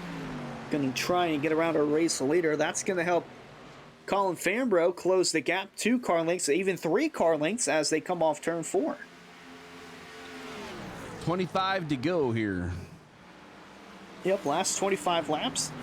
Going to be brought to you by CNC Logging. We would like to thank CNC Logging for their support of the CNC Logging Truck Series this season in the area. Located in Boiling Springs, South Carolina, CNC Logging is your place to go for any of your logging needs. Got wood, big or small, summer or fall, we'll cut your log, guaranteed. CNC Logging. The laps are dwindling here from the Rock, and Harold, we have talked about in the pre-race, this might go to like 11 o'clock, the race, but it's 10:10 here on the East Coast, and we're almost 20 laps away from calling it a night. Well, this week's been long. Every race has been 11 o'clock or later. So we thought Darlington was long, you know, and then they're like, oh, God, they go, hold my beer, you know. Here's Gateway. Yeah, Gateway was run Monday night for the Cup Series and Tuesday night for the Truck Series. Thrilling battles in each of the two races, but wanted to do something a little different for the Lodgebox Series and head over to Rockingham. And what a battle that we're seeing here. Really, we've had battles all across the racetrack, but especially up front for the lead. Like we'd see the leader stretch out to a decent gap, but he'd always be reeled back in. And it was in the beginning stages, it was Cameron Hearn, and then right behind him was the 33 of Weisshart and the 54 of Fambrough. These guys have been stuck with each other basically since the drop of the green flag. They've always been near each other, battling on the racetrack. Fambrough now starting to get right up there with the number 33 of Weisshart as he's battling with Shane Therian. Yeah, Therian trying to stay on the lead lap, close to making contact with our race leader. Almost a three-wide situation. Yeah, it looked like he was going to try and force it through the middle and possibly make it 3-wide, but Therian letting the two have at it. Now here comes Fambrough, going to look low, down into turn one. The block from Weisshart. Wow. Awesome Weisshart with an aggressive Fambrough. block there. Yeah, an aggressive block from David Weisshart, but hey, we're getting in crunch time. And Fambrough backed out just enough for no contact be made between the two racers. Yep, these two are still going to go at it the next lap or two. I can already see it.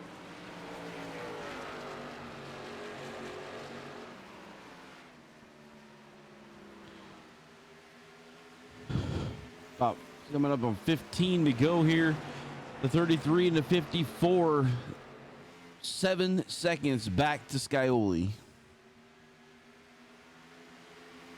Yeah, Scioli, we're hoping that something can happen to the top two so he can have a chance at this. But looking back through the poll here, the people's choice seemed like it was the field, and David Weisshart was listed under the field. I don't believe anyone chose Colin Fambrough in the 54. I don't think anyone chose him. I know that Jake, me, and Harold, we all chose the field. Yeah, we all chose the field. Looks like Elwood put 100 points down on Richard Thomas. Looking through here, and like Beckner put 100 on the field as well. Don't think we had any other votes. So one for Richard Thomas and the rest on the field. Speaking of Travis Beckner, there he is right behind our front two. So he's looking to get his lap back. Mm-hmm.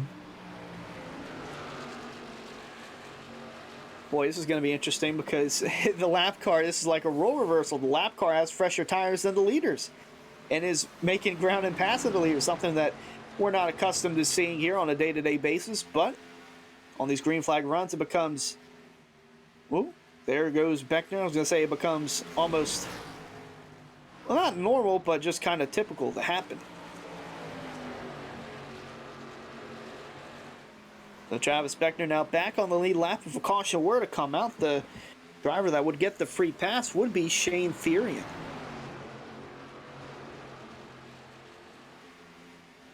So Travis Beckner having a solid run inside the top 10, but right behind him got two leaders that are hunting for this win.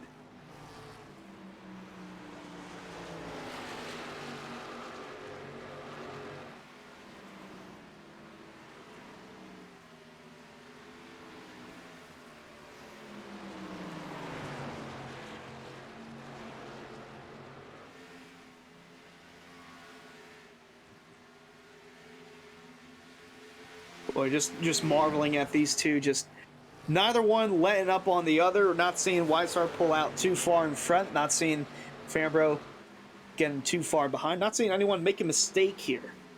I feel like at some point something's got to give. for one of these guys to budge.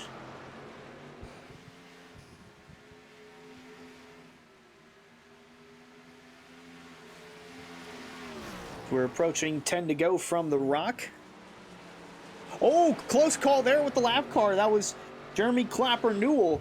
He pulled low to get out of the way of the leaders, but because of how flat turn 1 and 2 is, don't think he realized how flat it was, and it nearly caught him off guard and into our leaders.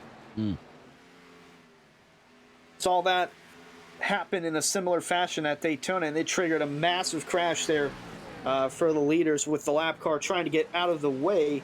And then just the difference of the banking going on the apron from the 33-degree banks at Daytona, just triggering a massive crash. Nearly, I got flashbacks of that.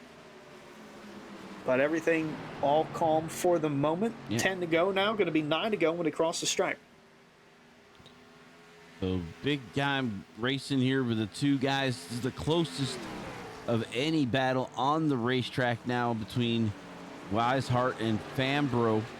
I believe Weisshart already has a win, but I don't think Fambro has one.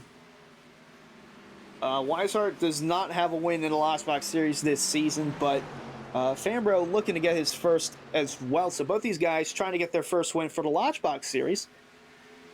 But Weisshart, we already know, is a Cup regular. He's a defending series champion for the Elite Entertainment Cup Series. So he knows a thing or two about winning. And Colin Fambro trying to taste what victory is like.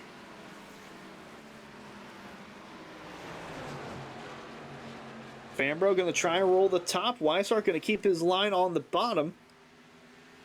We'll really see it here on corner exits, how much of an advantage that top is. The laps continue to wind down.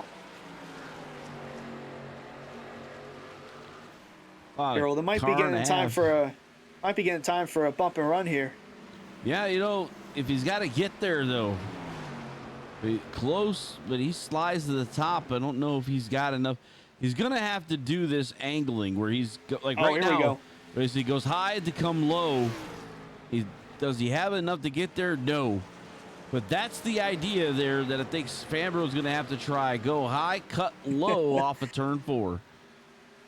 Oh, he got into the wall. Colin Fambro just got into the outside wall on the backstretch. That's going to allow Weisshart. It's going to allow Weisshart to pull away mightily fine. 6 car lengths now, the gap between the 33 and the 54 as we come across the stripe. 5 to go from Rockingham. And the Hearn fan club finally landed. What did I miss? Well, we've had action not only for the lead, but throughout the rest of the field. And the Hearn fan club probably knows the situation with Cameron Hearn flying through the air down the backstretch, pitting at the wrong time with the first caution coming out, and then got him stuck in the back and involved in that second caution. Now arriving at gate number 2. Now arriving gate number 2, the 67, Cameron Hearn. Oh, man. So, and now you just saw just a couple laps ago, Colin Fambro got into the outside wall. He was right on the bumper of David Weisshart. And now the laps, we're not getting any more laps, Harold. They're starting to go one by one, and that 54 is going to have to find some strength in order to get back up to Weisshart. Well, now that the 33 is picked behind Ryan Swann, has allowed Fambro to catch up. That lead is dwindling quickly. Oh, that's going to be a hindrance there on the exit of turn 4. Ryan Swann on the outside. Fambro couldn't get up near the wall like he wanted to. Going to run the 8 up the track, trying to get as much momentum as he can, but he's got 2 more laps left to try and run down David Weisshart. Yep, 2 to go here. White flag makes the race official, so that's what David Weisshart's looking for. Boy, it looked like we were going to see a bump and run or possibly a Louisiana dive bomb, but unless there's a mistake from the 33 of David Weisshart, I believe this one might be wrapped up. He's going to come out of turn 4. He's going to see the white flag. White flag in the air one final time around the rock, presented by One to Go Studios. Boy, you just knew it was going to be either between Weisshart or Fambro, and at the very end, Fambro getting into the wall. That was the help that David Weisshart needed to see. As he rolls through 3 and 4 for the final time. He really wanted to race tonight. Almost got delayed by power. And he's going to power that 33 into victory lane. Checkered flag in the air. David Weisshart wins at Rockingham.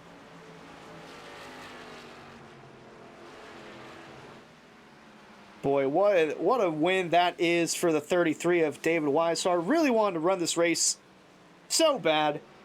And like we mentioned, he had power outage. He wasn't going to be able to make it. The estimated time was 9 p.m. and we would have been long gone green by then. But the power literally came back on 5 minutes after he said, "Oh, I might not make it tonight." And that was the saving grace that the 33 needed to get into tonight's race. And the other saving grace was Fambro just getting into the outside wall on the backstretch as they were coming to 5 to go. But what an impressive victory this is for the 33 of David Weisshart. And Harold, what a great race that we saw from green flag to checkered flag. You'll put it right there, and let's get a talk to our race winner, Mr. David Weisshart. We're now talking to race winner David Weisshart. David, this is Hunter and Harold in the booth. Got a copy? Yes, I do. Boy, what a what a run that is. We mentioned that power almost kept you out from running tonight's race, and then we knew that you had a race-winning speed between yourself, Cameron Hearn, and Colin Fambro, and then Hearn having the misfortune there early on. And then we knew it was going to be either between you or Fambro. Then 5 to go, he got into the outside wall and down the back, and that's all you needed because you drove away right after that. What was that last 5 laps or so like? Yeah, it's I was holding on. I burnt the right rear off earlier on this run than I had been. And then I had some sketchy spots getting through lap traffic. I got loose, so the last 5 laps I was drifting into both corners, and I had to throw a couple blocks on Colin. He had some good runs on me, and that's not usually how I race. But you know, when you're racing for a win, I haven't won this year in anything I've ran. I don't think he has either, but I think he'd understand that, you know, you're going for a win with like 20 to go. So this is what racing's supposed to be. Slip sliding around, tire wear meant a lot. This is one of, if not my favorite track on iRacing, and I'm thrilled to come out of here with a win. Well, you know, David, it's pretty interesting when you're looking at you're one heck of a sponsor guy. You know, if you had Gatorade for a sponsor, to like perfect. I saw you drinking, or was that Powerade? This is Gatorade. As there's a Powerade in the back. Was that like you like to switch between the two? that was for Monday night, and it didn't work out for me, so I switched it up. Switched it up to the red Gatorade for the butt kicker 33 Lodgebox cart. And it's great. You know, you're back in victory lane. I talked to Hunter throughout. I love this racetrack from 2003 days. Got my very first win hardcore at this racetrack, so I'm very familiar with the fall off the tires, the battling the race car, figuring out how to have the right amount of speed at the right time to get it home. Looks like you got that done tonight, and like you said, Fambro and you guys had great battles throughout. The blocks happened. Fambro, one of the times, looked like his nose was chopped off. He just got the nose off you, and that could have been ugly, but he was able to pull it out quickly. So, but hey, who do you want to thank for bringing it home to victory lane right there as you parked it there right on this checkered flag? Yeah, just got to thank Lodgebox for sponsoring the series, y'all for broadcasting, everybody at BWE/DWR, Butt Kicker, Lodgebox, Chris Sports Cards, everybody that lets us put their name on the car and get this thing out on the track and have some fun. So, yep, thank everybody for that. And I don't know if I got any more races this season. Hopefully I do, but I guess we'll see y'all then. All right, we're going to take a week off, and then we'll be going back to Charlotte if we see you then. If not, David is one of our race control guys on Tuesday night, and then puts himself behind the next generation Cup car on Monday nights. So we'll see you at Charlotte next in 2 weeks. Oh, and thanks, guys. Really quick, David, by the way, you were the people's choice in the chat because you were listed under the field. And I think the only one that didn't pick the field was Elwood. He went with Richard Thomas. But everyone else, the people's choice was the field. And they were looking for you to win and brought home the dub. Once again, congrats on the victory. Have a good night. Thanks, guys. See y'all later. All right, that was our race winner, David Weisshart. And now we'll go ahead and bring up our second place driver, the number 54 of Colin Fambro. Colin, this is Hunter and Harold in the booth. Got a copy? Yeah, I got you. Man, what a battle you and David put on. And it seemed like it was either going to be you, Weisshart, or Hearn. And then Hearn had his issues early on. And then towards the end, we figured that, you know, if things stayed the same, we were going to see a bump and run. But then you made contact with the outside wall there with 5 to go. But nonetheless, still a solid run for that number 54. What was your thoughts on Rockingham tonight? I mean, it's always I really enjoy this racetrack. I think it's a driver's racetrack. You got to modulate the throttle. You've got to modulate the steering with the throttle. The setup in particular is really, really tricky. As it gets tight, real tight in the center, and then loose off. So a lot of driver input, and so I just really enjoy Rockingham being on the schedule.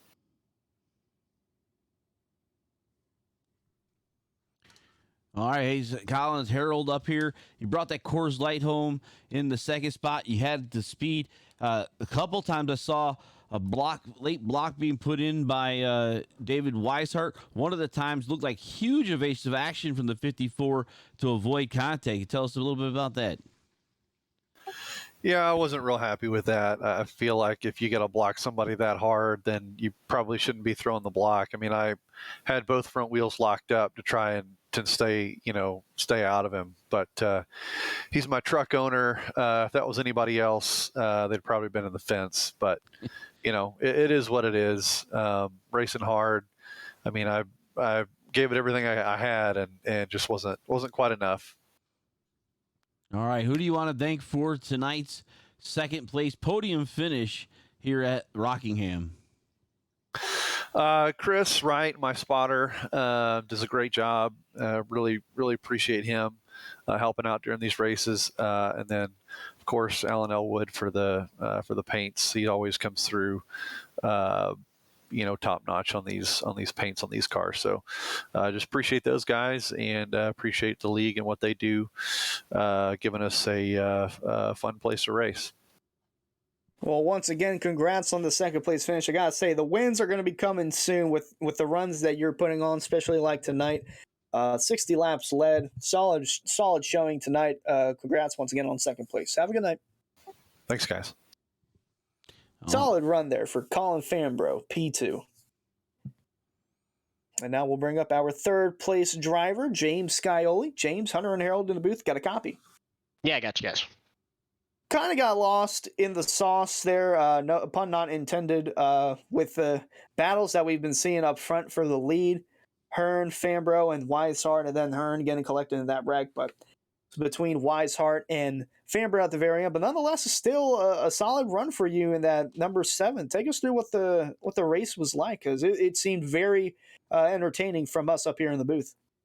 Yeah, it was a really fun setup to drive. The right rear got wore out pretty fast compared to the right front, so you were able to just slip slide around the whole run. And so my whole strategy was just hoping that we were going to go green the whole way. I knew it was probably not going to happen, but I was really only fast if I was super saving. So that first run, I saved quite a bit, dropped down to I think 7th, and then I was chasing the leaders down, and we were still only about halfway through that run. I was just planning on 1 stopping as opposed to Hearn, who was 2 stopping, and just kind of needed that to go green. I think I was just really babying the tires, and then we ended up getting the cautions, and that kind of hurt me because I knew we'd have a couple shorter runs there to the end. And then on that last run, I was within a couple seconds of the leaders, and the way the lap cars were driving, I think I would have been able to get pretty close, but then somebody pit from the outside lane right in front of me, and I lost about 5 seconds. So just kind of up and down day, just hoping for a long run, but never quite got the exact scenario I needed. David and Colin were just too fast.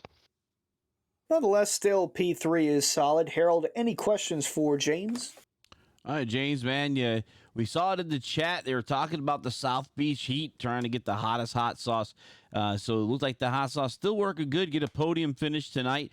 We get a week off and be back here to do Charlotte after the week break for Memorial Day.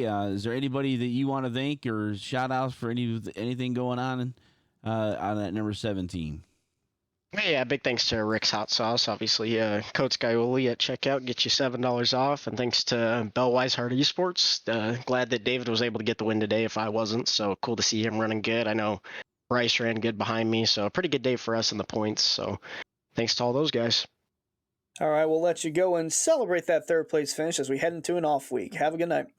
Thanks, guys. You too.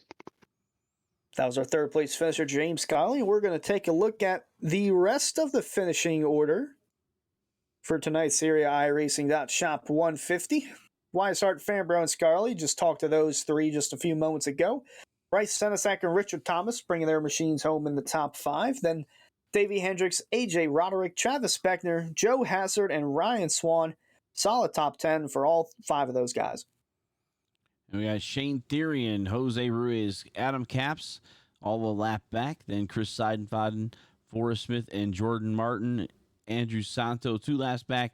Dwayne Dunn, 3 laps back. Newcomer Jeremy Clapper Newell, 4 laps down. Ed Moore Sr., 5 laps down in the 20th spot. We'll get our last 5 finishing drivers here. Christopher Buds, 21st. Rick Christensen, 22nd. Managed to get that finish after crash there. The last caution, should I say, only 2 cautions in this race. Dustin Carroll, 23rd. Garrett Grant, 24th. And Cameron Hearn coming home 25th. Tough way to end the night after a wreck like that. But Hearn Fan Club, he has landed. From the Hearn Fan Club, he's landed. So we'll go ahead and take a look at our race recap presented by Elwood Designs. And David Weisshart led 34 laps in that number 33. Took home the dub. Got 2 cautions there. Really quick from lap 45 and then lap 55. And we didn't see a single caution after that. And Cameron Hearn, fastest lap, 24.901. And I believe Colin Fambro might have led the most laps tonight.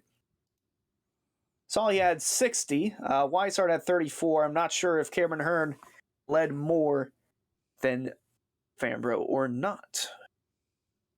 It's a bonus point for leading the most laps here. And Cameron Hearn 33, Weisshart 34, and Fambro with 60. So go ahead and give that to Colin Fambro, leading the most laps here. 60 of the 150 that we ran here tonight.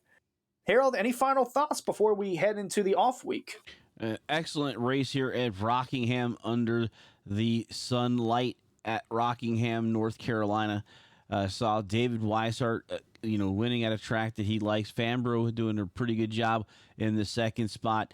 Loved this racetrack, as we talked about. The guys that have been in the service the longest, I thought were going to be the guys that were going to be the strongest tonight.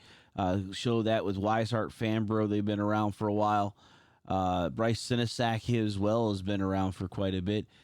Basically, you tell that by the ID numbers, and we see those in another thing that we're looking at our timing sheet. And, they put on kind of a show here. Cameron Hearn, if he didn't get collected early, I'm sure he'd have been up there as well, being around the service for quite some time. But, I'm going to take a week off for Memorial Day.